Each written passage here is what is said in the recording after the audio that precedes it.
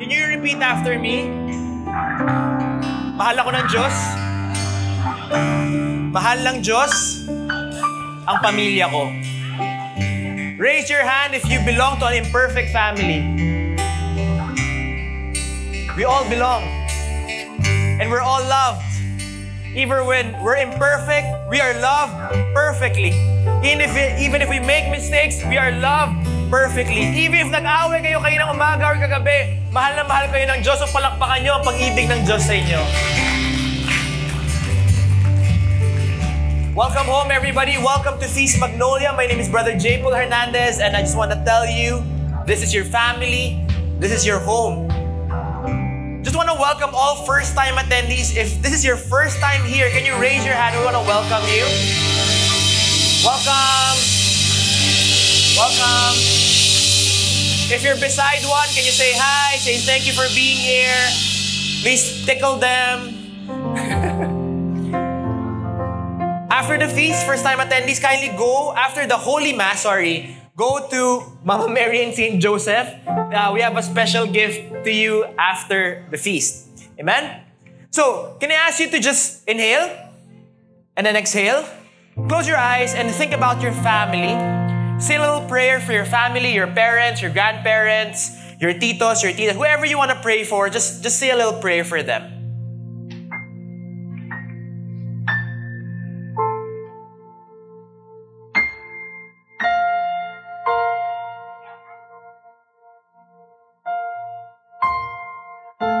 Let's pray. In the name of the Father, and the Son, and the Holy Spirit. Amen. Today, I receive all of God's love for me. Today, I open myself to the unbounded, limitless, overflowing abundance of God's universe. Today, I open myself to God's healing and miracles. Today, I open myself to God's Word so that I become more like Jesus every day. Today, I proclaim that I'm God's beloved. I am God's servant. I am God's powerful champion. And because I am blessed, I am blessing the world. In Jesus' name, amen.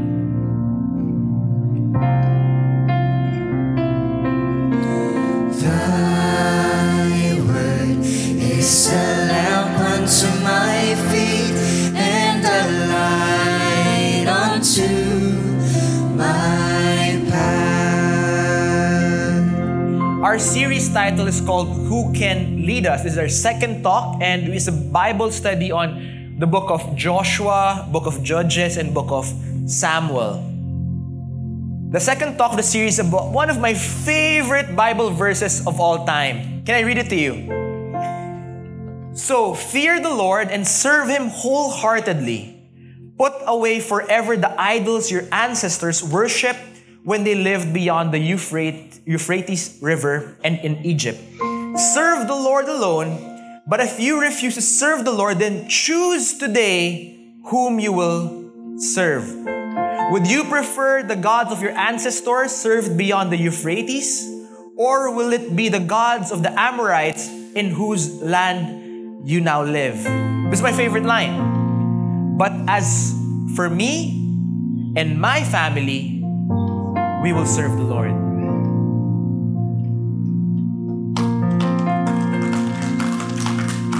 I want to preach this message to you. As for me and my family, we will serve the Lord. And I just want to make this clear. Maybe you come from a dysfunctional family. May situation ka ngayon and you don't know if you're gonna be able to bring them here. But here's my hope. Two things. You bring your family one day at the feast, and then your future family you will bring here. You will grow here. Someday, I pray that all of you here na hindi pa senior citizen, you will grow up here in this community. You will be a senior citizen, and you will have your child, and then your grandchild, all serving the Lord together. That is my prayer for you. I pray that someday, yung mga hindi nag-uusap na family members mag-uusap na. Amen? I pray for healing in all our families. If you have that same heart with me, then let's pray. Jesus, I offer my family to you. I offer, Lord, our imperfection. Lord, even if I am wounded by my own family, I belong to your bigger family. I am never alone. You are my dad. You are my king and you are my Lord. God, I belong to you. And ikaw, ang Diyos ng pamilya ko. This I pray in Jesus' name. Amen. Thy word is a lamp unto my feet and a light unto my path. Let's give God a big clap offering. Can you high five 5 people and tell each one, God will bless your family.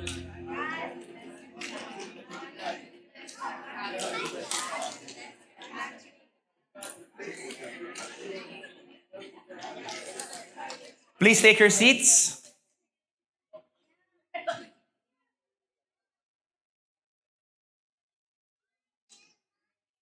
Sabi ko pala sa inyo kanina, yung mga hindi pa seniors. So paano yung mga seniors? Ito para sa mga seniors. Ito yung hope ko for the seniors. Raise your hands, senior citizens. Ito po. Are you ready? I pray that God will prepare you for your next life and your family will find a home in this community na may magmamahal sa kanila. Amen? Amen. Let's give God a big clap offering. Can I tell a story? All right. A few years ago, a few feast builders and I went to Hillsong, Bali for an ecumenical event. Ano yung ecumenical event? Iba-ibang denominations magkakasama. And we were with different Christian churches. I was sila Brother Arun and a few builders, Brother Odi, Brother Monching. Tapos may isang feast builder doon, si Brother RJC. Sabi niya, bro, ano to? So may food. Siyempre, saan ba kami tatambay? Sa pagkain. So sabi niya, bro, parang masarap yan eh. First time niya sa Bali, first time sa Indonesia. Sabi ko, pare, masarap yan, sambal. Parang atsara nila dito, kuha ka ng marami. Talagang the best yan. So he tried. Kinuha niya alam mo, I don't wanna test gaano katindi ang aking influence. Gaano kagaling na salesman. Binudbud niya yung kanin niya ng sambal. Tapos kain siya. Tapos nakita ko, naiiyak na siya. Ko, grabe naman, sarap na sarap siya. Yung pala naiiyak na siya kasi anghang na siya. Na ganyan, bro, bakit ganito? Sabi ko, akala ko lahat, sorry, ganyan, didn't explain ako. Panganghang, brother! Ganyan, sabi ko. Sorry. Umalis siya. Hinugasan niya yung dila niya, yung bibig niya, gatas, kape, tsaa, lahat.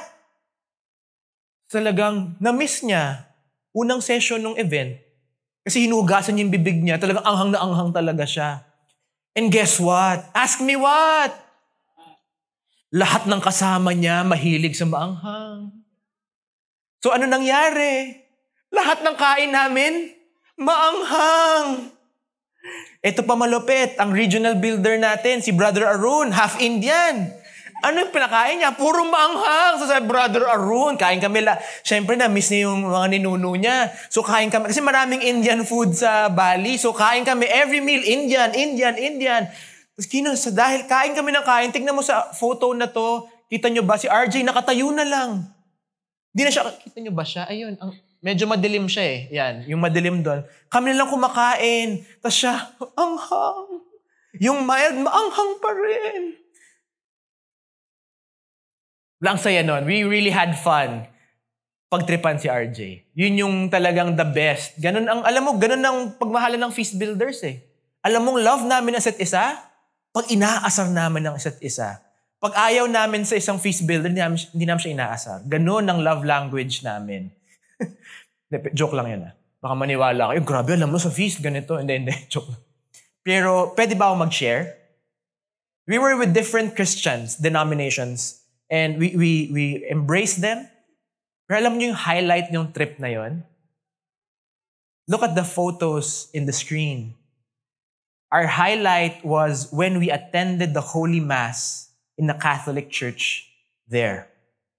ang reminder, siyempre, being with other denominations, we were reminded when we were receiving the Eucharist, ang sarap maging Katoliko. Kasi here, hindi lang namin tinataas ang kamay because here we receive Jesus in the Eucharist. So parang sarap. So nagkaroon kami ng bagong GC after that. Na-realize namin what we love about being Catholic. Alam mo name ng GC namin? Ask me what? Mama's Boys. Kasi Mama's Boys si Mama Mary kami. So ganyan, it's just really fun. Yeah, so, mga Mama's Boys, mga anak ni Mama Mary. So it was really fun. It's really the best. And why am I sharing this story with you? Because the book of Joshua is a beautiful story on fixing wrong theology. Can you say it with me? Wrong theology and superstitious beliefs. The Israelites had all that, which is very familiar with our Filipino culture. I remember my Christology professor. Pasabi Christology? Christology professor, nung nagka-COVID daw siya sa Rome, he was in Rome. So Christology is about Christ and end time. Alam, Christ hanggang end times yung study of Christ. Sabi niya, nagka-COVID daw siya, alam mo pinagawa ng nanay niya? Ask me what? Nagpadala ng tawas. Sabi niya, Mama, number 1, pari ako. Number 2, pari ako nasa Rome. Number 3, pari ako natuturo ng Christology. Bakit ka nagpapadala ng ganyan? Oh, sorry anak, hindi na mawala eh. So, in our culture, we have many superstitious beliefs na doesn't really make sense. It doesn't really make us Christian or Catholic. Do you agree? So, the book of Joshua is about leading God's people back to God's original design. So, yun yung deep dive na atin. The evil practices Joshua had to clean up were human sacrifices, pagan worship, ritualized sex, and the culture of violence and evil. And here's an important question. Anak ko yun ah. Here's an important question that I need you to ask with me. Are you ready? Can you repeat after me? Why is God against the worship of other gods? Is God insecure? Here's the thing. If there are many gods, then there is no God. If God is God, there should only be one.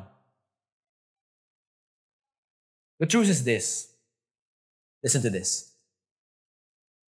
God is God, and He doesn't need our worship. Guys, pag nag-worship tayo kay Lord, it doesn't add value to Him. Iba tayo nag-worship. Because you and I are broken humans. We need to be in communion with the Creator. Because we are made for worship, and if we don't choose to worship God fully, we fall into worshiping false gods. Say it with me, false gods. Ano yun? The false god of money, the false god of career, false god of family, false god of security, the false god of vanity, the false god of reputation.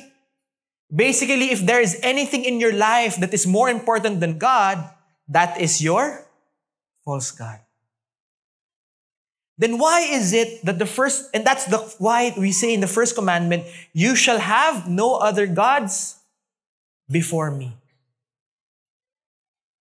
St. Paul says in Ephesians, for our struggle is not against flesh and blood, but against the rulers, against the authorities, against the powers of this dark world, and against the spiritual forces of evil in the heavenly realms.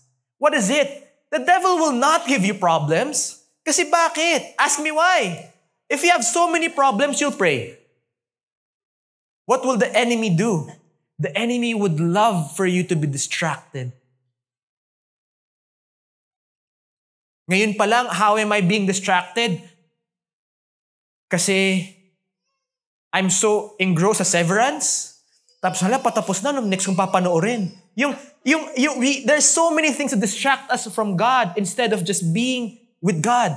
I'm not saying watching shows are bad, but if there is something so important in our lives aside from God, maybe we make that our God.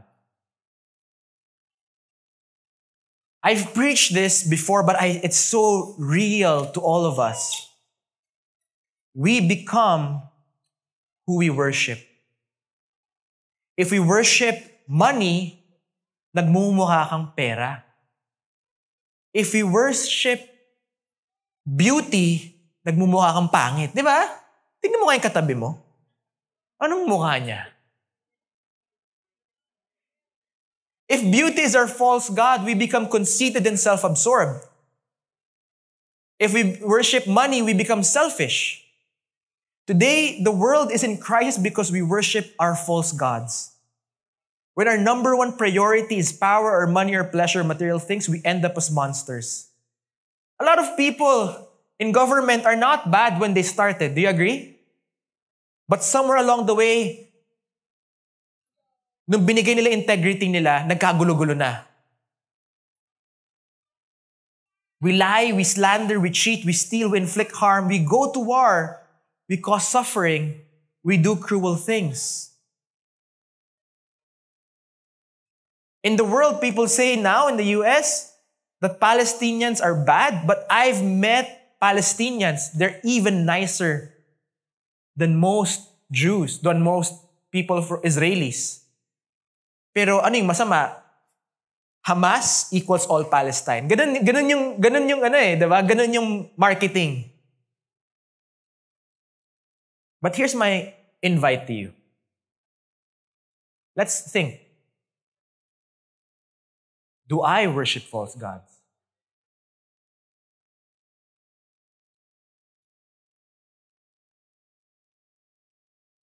The book of Joshua is full of war, violence, and human cruelty. It represents well the human condition na, broken tayo. Can I give you a few examples? Joshua chapter 6 says, they completely destroyed everything in it with their swords, men and women, young and old, cattle, sheep, goats, and donkeys. Grabe, no? Pati yung animals, pinapatay nila. In Joshua 10, it says, Israel waged war in Hebron and captured the town and killed everyone in it, including its king, leaving no survivor. So parang genocide yan, di ba? In today's life. Why did God allow this war, if in Genesis, sabi niya kay Abraham, Genesis chapter 12, all peoples on earth will be blessed through you. And then in Leviticus it says, when a foreigner resides with you in your land, you shall not mistreat him. The foreigner residing among you must be treated like one of your native born. Love him as yourself, for you were foreigners in Egypt. I am the Lord your God. Grabe, overflowing yung mga ideas. Pero bakit parang contradicting? Peace, war. Parang, why is this like this?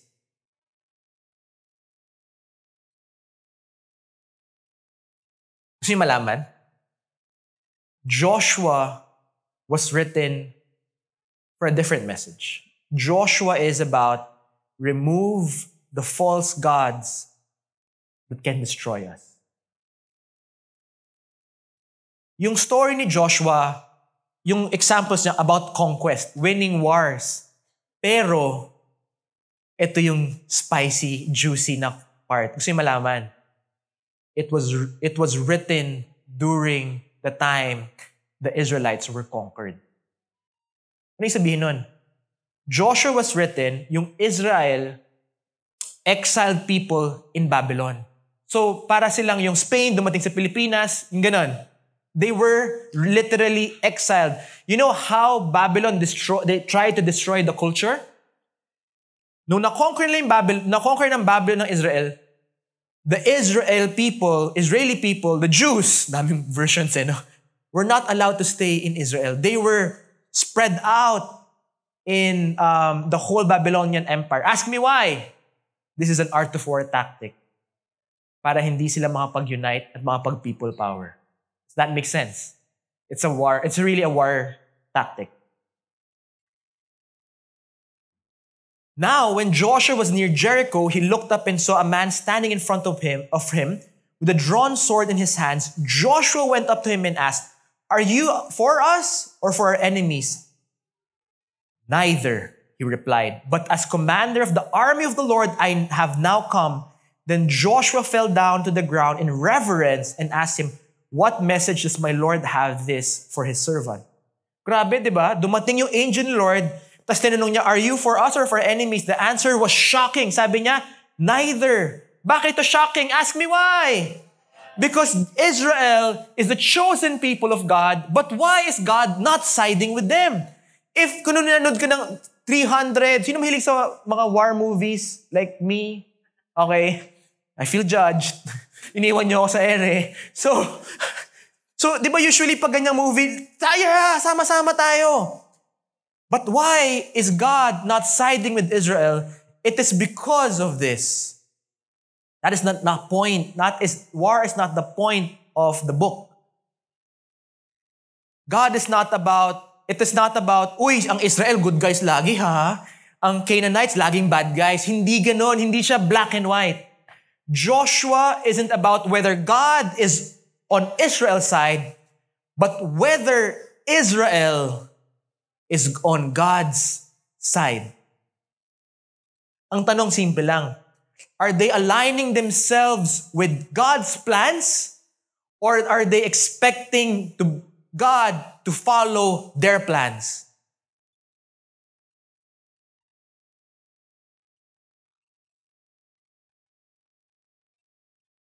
Were they asking God, Lord, I will follow what you want? Or were they asking, Lord, ito plano ko, mag-adjust ka ha? Can we relate? Pakitapik yung katabi mo, sabihin mo, at least hindi ka nag-iisa. Sakit, no? Kasi we think sometimes we're so good, but in reality, ang daming wrong sa atin. Agree? But like in TikTok, we listen and we don't judge. But in reality, we judge. Joke lang. Silently judging. Can I share to you 2 battles? The first battle was Jericho. Ito yung sikat na nabagsak yung walls ng Jericho. If you've read the Bible or you've heard stories, sikat na children's story. The first battle of Israel was with Jericho, a massive fortress city with towering walls. Breaching walls were impossible. 2 reasons, kasi mahirap ang Israel during that time. Wala silang ladder na mahaba. So they didn't have the firepower, the technology, and the people to breach the walls.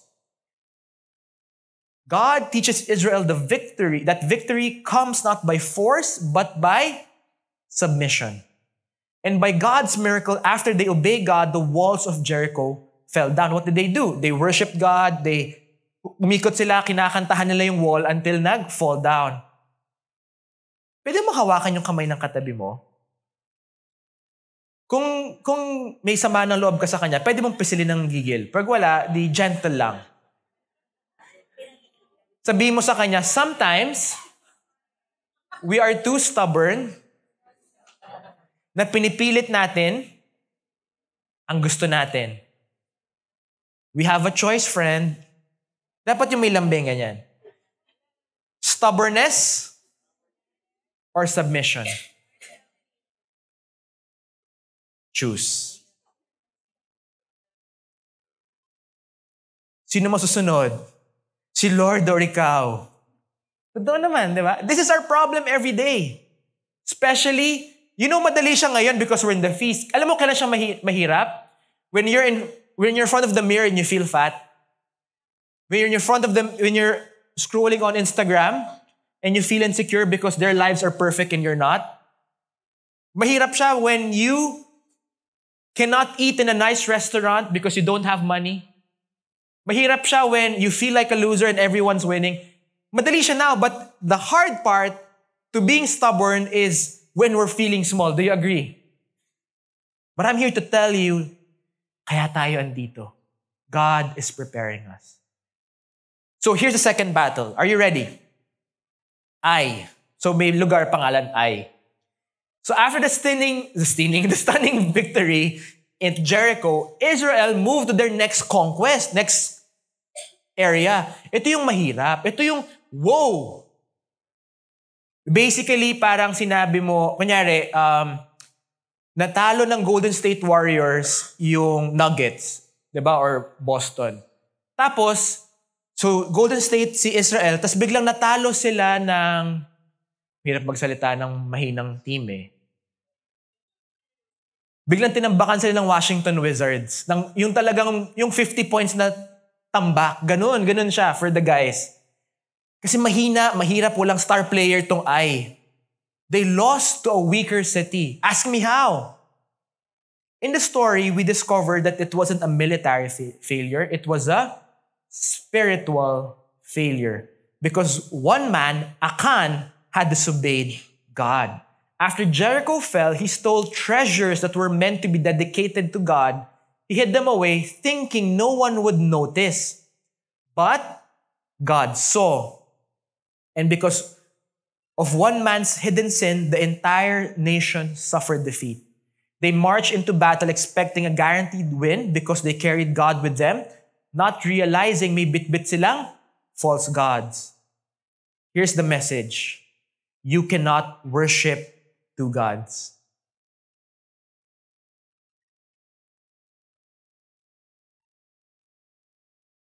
May sabihin akong masakit na kailangan natin tanggapin lahat. Kasi ako nahirapan din akong tanggapin siya. Inhale. Exhale. My dear Feast Magnolia family, God isn't a means to an end. You do not use God for your purpose. You let God use you for His purpose. It's not about your victory. It's about God's victory. Minsan, I think, Lord, if I pray, baka yumaman ako. Lord, if I serve, bibigyan mo akong bagong trabaho. Instead, how should we pray? Jesus, can you align my plans to your plans? Lord, tulungan mo akong mag-adjust. Ikaw ang Diyos, hindi ako. Friends, God is not your lucky charm. God is God. Ang question is, sometimes we ask, Lord, are you for me? Lord, mahal mo naman ako, di ba? Hindi question is if God is on your side. The real question is this. Am I on God's side? Can you worship God kahit wala kang pera? Can you worship God kahit malugi lahat ng negosyo mo? Can you worship God kung tumaba ka ng 100 pounds? Can you worship God kung yung tigyawat mo tinubuan ng tigyawat?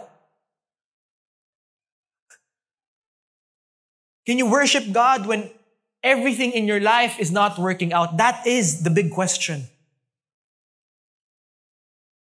Here's the thing. In this world, yung mga top 10 billionaires in the world adjust every year, yes? Alam mo, 200 years from now, probably people will forget ano yung ginawa ni Elon Musk. But God is forever. Sometimes the problem is we exchange short-term 40-year success for an eternity with God. So, let's fast forward to the end of the book. Are you ready? Are you sure? Yes. Can you all inhale? Exhale. I dreaded giving this talk. Kasi talagang medyo malalim eh, no? Truth hurts. Agree? Yeah. So fast forward, Joshua was medyo thunders na siya. Senior citizen na siya. Marami siyang wars, panalo, talo, panalo, talo. So ginawa niya, ginather niya lahat ng barkada niya, lahat ng tribes. They went to Shechem and delivered his final words. So ano nangyari? May naayos, may hindi naayos. So ito na, patapos na. This is our verse. So fear the Lord and serve Him wholeheartedly. Put away forever the idols your ancestors worshipped when they lived beyond the Euphrates River and in Egypt. Serve the Lord alone. But if you refuse to serve the Lord, then choose today whom you will serve. Next line. Would you prefer the gods of your ancestors served beyond the Euphrates, or will it be the gods of the Amorites whose land you now live? But as for me and my house, we will serve the Lord. Friends, at this time, may mga Israelites na marami na ibang pinili. They chose riches, they chose this, they chose that. But Joshua was saying, hey, whatever happens, whether I'm on top or below, me and my family, we will serve the Lord. The book of Joshua is not really about conquest. The book of Joshua is about commitment. Tanungin mo ba yung katabi mo? Ask this person, kaya mo ba mag-commit?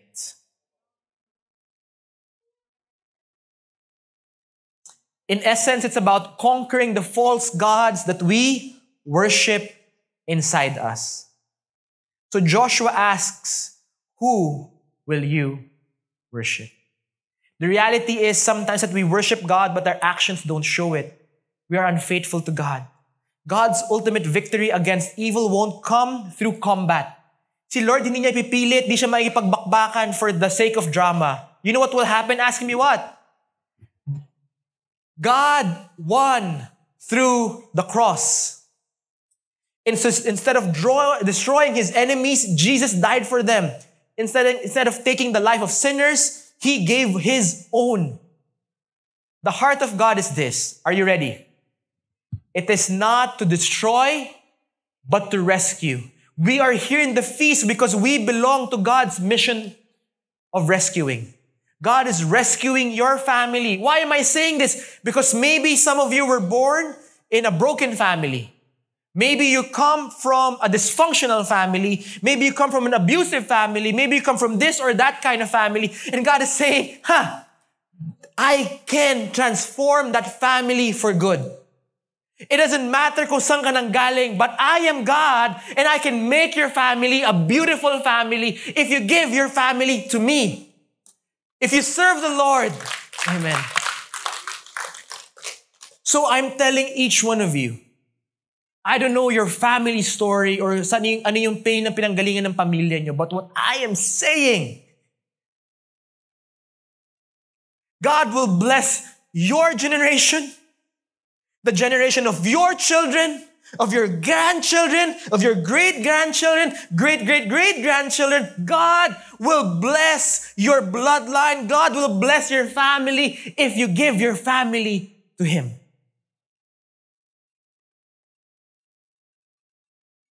Your messy family will become your miracle someday. Can you all stand up? Are you blessed? Who has hope for their family? Raise your hand. Alam niyo, medyo malalim yung talk today, di ba? Agree? So, I just want to thank our worship team na talagang open-minded sila. Sabi ko, maybe let's close the feast today with a little bit of cheesiness. Kasi the word cheesiness. Mag-action song tayo. Bakit? Ask me why. As we sing or dance our action song, we are committing na kahit ano pang pinanggalingan ng pamilya mo, we are gonna commit that we will offer our family to the Lord. Do I hear an amen? So, when we do this, I ask you, pray for miracles, pray for healing, pray for breakthroughs for your family. Yes? Amen. Let's go. Palakpakan naman si Tito Vic and Joey. Itaktak mo. My dear Feast Magnolia family, why did we laugh at this? Did you have fun? Yeah. Thank you so much. Palakpakan sa isa. Alam niyo, nung bata ako, hindi ako sumayaw kasi paduy na paduy ako. Pero I honor you, sumayaw kayo. Let's give God a big clap offering. I am saying this, we did this, we sang this because we're declaring we're one Feast Magnolia family. And it's what I promise you. When you're struggling, we will cry with you. When you're suffering, we will suffer with you. When you're celebrating, we will celebrate together. We will rejoice together because we are one family and together we will serve the Lord in good days, in bad days. We are together. In the name of the Father, the Son, the Holy Spirit. Amen. Jesus, you are the rock of my family. You chose me to be in my family. And Lord, use me to be the miracle in my family. Heal my family. Bless my family. Bring abundance in my family. Jesus, you are the rock of my family. And together, Lord, we will worship you.